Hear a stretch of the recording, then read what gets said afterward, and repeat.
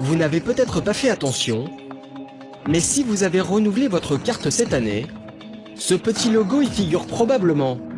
Cela signifie qu'elle est équipée d'une toute nouvelle sorte de connexion sans fil, le NFC, pour Near Field Communication. Cette technologie permet entre autres d'effectuer des achats sans insérer notre carte dans le lecteur. Très pratique, le paiement sans contact se déploie à vitesse grand V en France, soutenu par des campagnes publicitaires. Moi aussi, je suis super rapide, regarde. Déjà 27 millions de cartes bancaires françaises seraient équipées du NFC. Mais comme toutes les innovations technologiques, ce nouveau moyen de paiement n'est peut-être pas sans risque.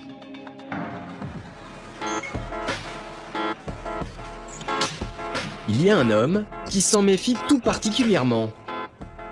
Samuel est rédacteur en chef d'un magazine informatique. Il nous a donné rendez-vous dans le métro parisien. Il aurait des révélations à nous faire. Nous tournons en caméra discrète. Pendant plusieurs minutes, Samuel multiplie mystérieusement les va-et-vient dans la rame de métro. Là, j'ai fait un aller-retour de la rame en approchant mon sac ici de 10-15 cm des sacs des gens, des poches arrière des jeans, etc. À la station Châtelet-Les Halles, Samuel quitte le métro et sort de sa sacoche une tablette tactile. On va voir l'état de la moisson. En 14 minutes 50 secondes, on a eu 7 cartes de crédit dans le champ, sur le trajet simplement entre la Défense et Château. On peut récupérer le numéro de la carte, on peut récupérer l'aide d'expiration, on peut récupérer tous les derniers achats qui ont été faits avec.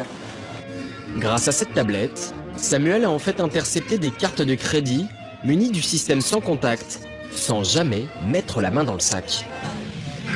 Attention, les pickpockets peuvent être présents à bord de votre train. Nous vous invitons à veiller à vos effets personnels.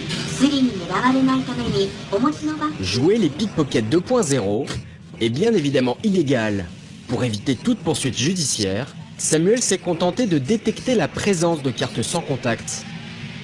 L'expérience se poursuit à la rédaction de son journal, ambiance science-fiction, gadgets et jeux vidéo.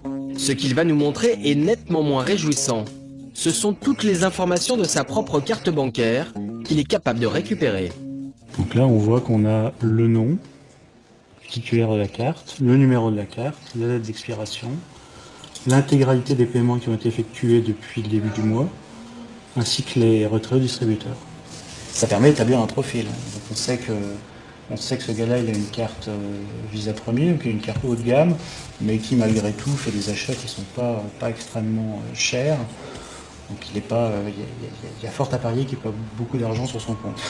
Une carte particulièrement bavarde. Une seule information lui a visiblement échappé, le cryptogramme, les 3 derniers chiffres présents au dos, nécessaires pour effectuer des achats sur Internet. Mais ce n'est pas pour autant que ces informations n'ont aucune valeur, bien au contraire. Et donc ces données-là, ensuite, il est possible de les revendre à une valeur pour des criminels, pour des organisations criminelles qui vont les revendre et les exploiter. Les cybercriminels se sont appropriés un espace sur Internet. Un espace dont nous ignorons tout. Il s'agit du Darknet, la face sombre du web. Un Internet parallèle où l'on surfe en tout anonymat. Il permet de revendre et d'acheter des produits, tous plus illégaux les uns que les autres.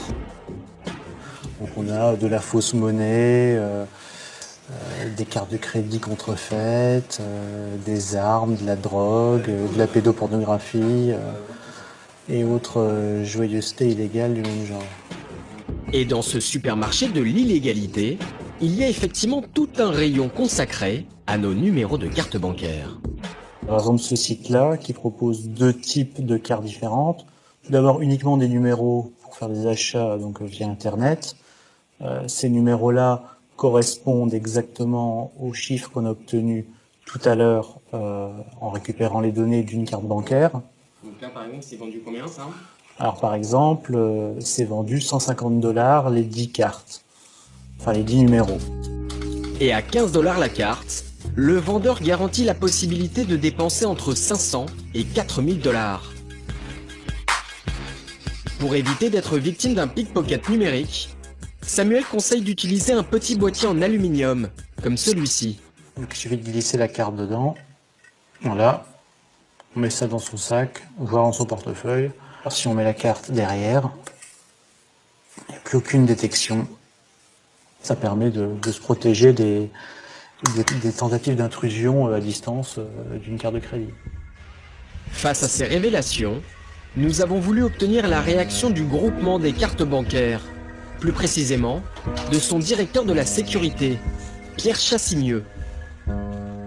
Ça, il s'agit d'une séquence qu'on a réalisée dans le métro avec quelqu'un qui nous a dit qu'il existait une nouvelle génération de pickpocket, les pickpocket 2.0. Je vous laisse regarder. Devant nos images, il reste perplexe. Ces failles de sécurité sont prises très au sérieux par sa société.